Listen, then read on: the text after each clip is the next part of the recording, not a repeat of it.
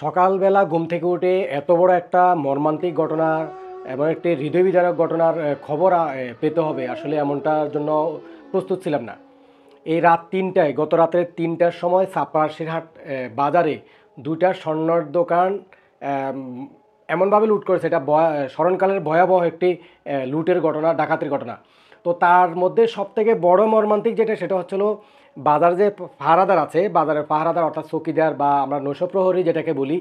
যার দায়িত্ব হচ্ছে হলো ব্যবসায়ীদের মালামাল পাহারা দিয়ে রাখার জন্য যাদেরকে নিয়োগ করা হয়। তো আসলে এখান থেকে একজন নৈশপ্রহরীকে খুন করে ডাকাতরা দুটো দোকান একেবারে সম্পূর্ণরূপে লুট করে নিয়ে যায়।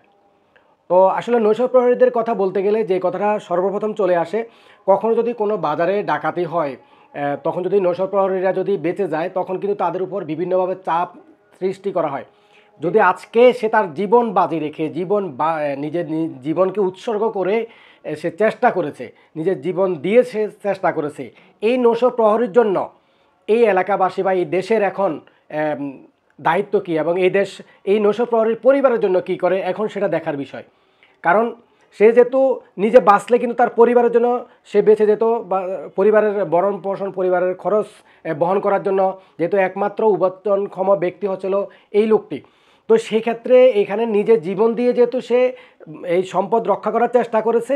এখন এই সম্পদ রক্ষা করতে গিয়ে যখন সে নিহত হয়েছে, এই পরিবারের জন্য এখন কি করে সেটা হচ্ছে এখন দেখার বিষয়।